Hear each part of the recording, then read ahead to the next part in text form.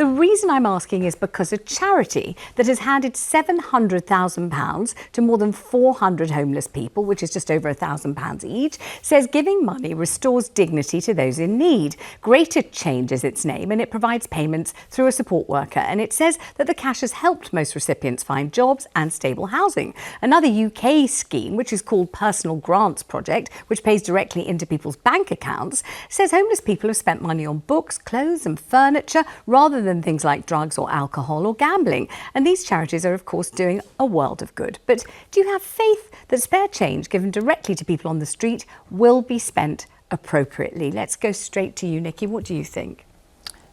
I personally wouldn't give money to a homeless person. I would much rather give money to a charity that supports homelessness, because a lot of homelessness is through an addiction or a mental health problem, and you don't want to support the wrong things.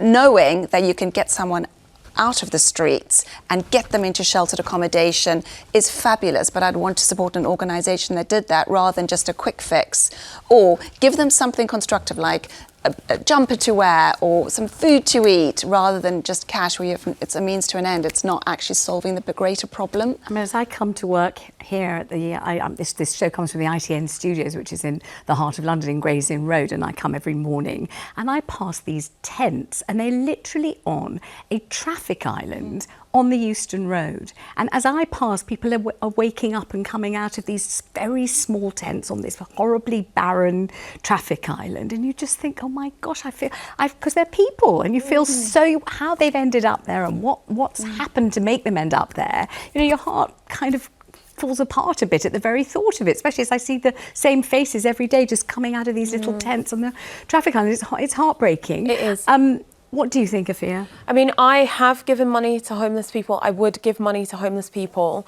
I think, yeah, you're right. There's so many issues that lead to homelessness. And I also think that the money through the support worker is great, because it's not just about someone having a permanent roof over their head. It's about them able to stay in that space, stay in that accommodation, get into work, you know, solve all the problems that leads to homelessness, the socio-economic problems that lead to homelessness in the first place. But yes, I do give money to homeless people. I would give money to homeless people. You know, we mentioned dignity there, didn't you, in your intro? It's really about, you know, giving back that dignity to that person, you know, them being able to look after themselves in that way. What do you think, Cristo? Well, what is a homeless person and what is what is a beggar?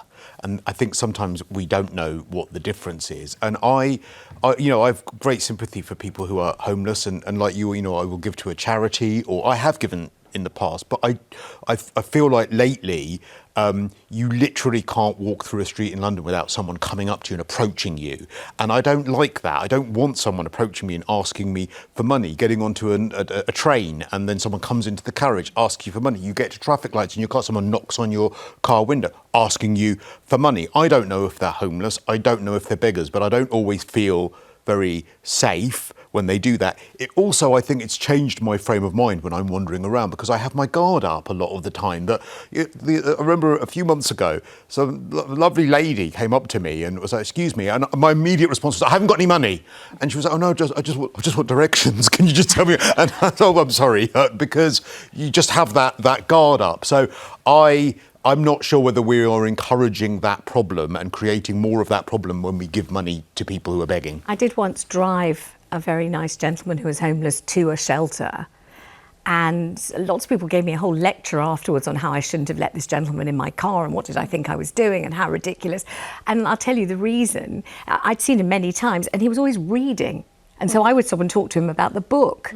And so he was a person reading a book, like all the other people reading a book. And I said, you know, if I give you however much it was, I think it was £18 or something like that, would you be able to spend the night in shelter? He said yes. And I said, where is it? It was so far away. It was a cold night. And I just thought, what kind of person would I be if I just drove off or walked off? Anyway, I drove him there, and I'm not sorry, but I did get told off by virtually everyone I know. And what on earth was I thinking? I was just thinking, get this poor man to a But you didn't give him money, did you? You actually... I gave him £18 for the shelter, and then I drove. But you drove in there and used the money on the shelter. But the assumption is, isn't it? You got told off by so many people because we assume if you're homeless, you must be a bad person. If you're homeless, you must be a drug addict. And that's simply not the case. But what about what I assume? Because he's reading a book, he must be a good person. What does that mean? Why do I think that? Just because I venerate books and I love reading, and I read English literature at Cambridge. I just thought, he's reading. Of course, I'm not going to leave him sitting in the freezing cold and whatever else. Probably a terrible idea. I'm not saying do it. I'm just saying I did do it. Let's go to Michelle. Hello, Michelle. Oh gosh, this is a very personal Vanessa. story. Thank you so much for ringing. Now, this is about your late brother. Yes, I did both sides of giving to the homeless and not giving to the homeless. Right. For many years I did. Unfortunately, my brother was homeless for over 30 years on the streets of London. Right. And 20 months ago, Christmas night, he actually got stabbed going to get drugs and died. Oh, I'm so sorry. So, yeah, when I see the actual evidence of his murder, I see that he had a £20 note. Well, someone probably gave him that £20 note thinking they were doing him good. Yes. But obviously it didn't lead to good. I do believe in helping the homeless, but I do think it should be done in a charitable way, and also that we're just keeping these major drug dealers in money from leaving it for someone else's misery. Michelle, they're the ones that gave them in the end.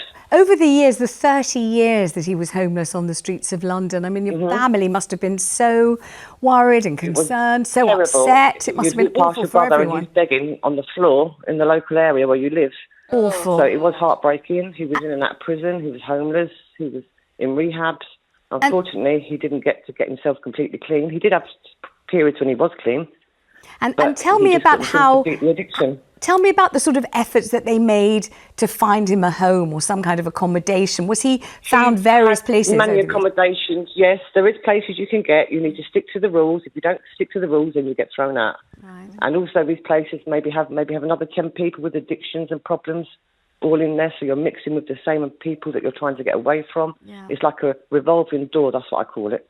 So I don't believe in giving them money anymore. It just goes to the major drug dealers, and they're miserable. They're never going to get out of addiction.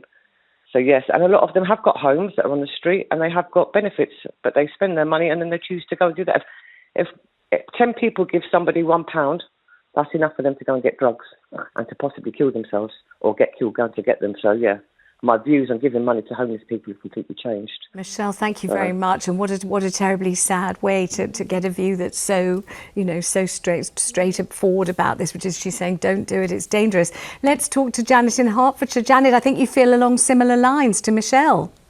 Yes, definitely. I agree with Michelle. Mm-hmm. Because exactly the same thing. I feel that you should support charities, not necessarily the individual on the street, because what you're doing then, you're encouraging them to continue and to feed a drug habit.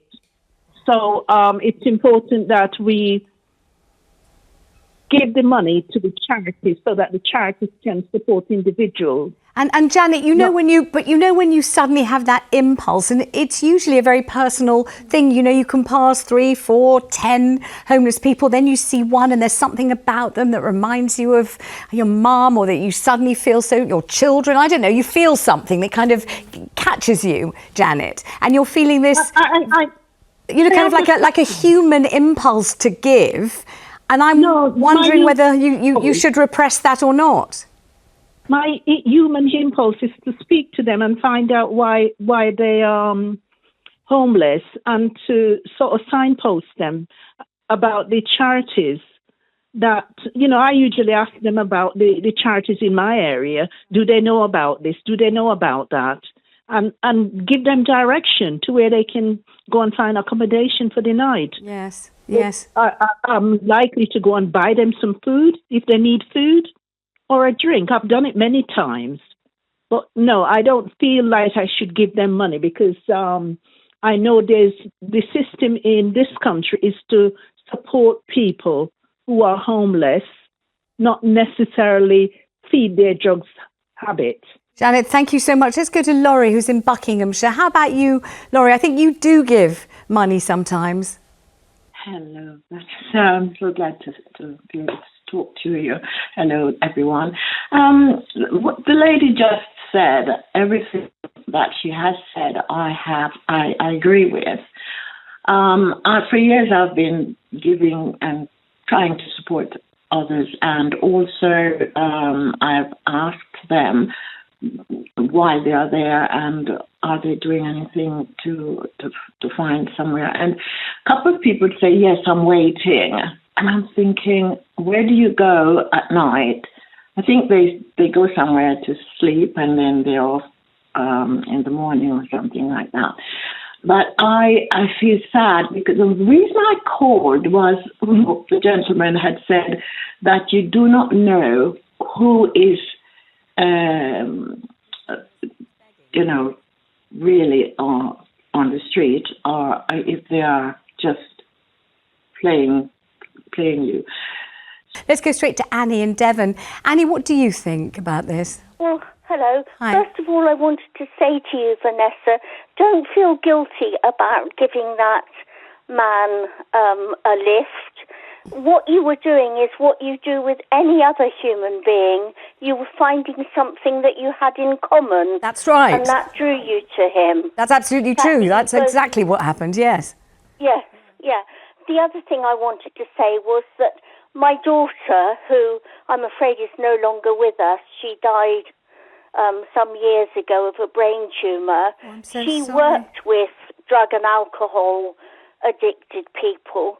But one of the things that she did, which I always admired, was she would carry a tin of dog food in her bag.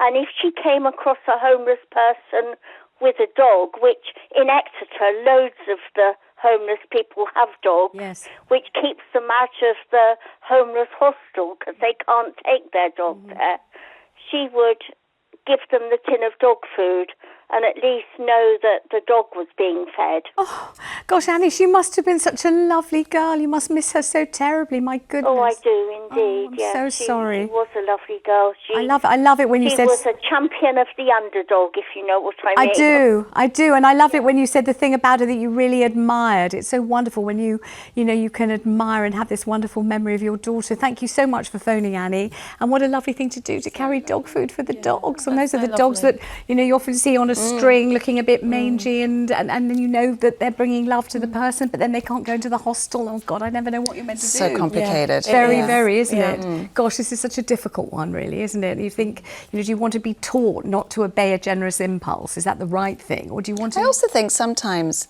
don't just walk past a homeless person like you did. Just saying hello and acknowledging them.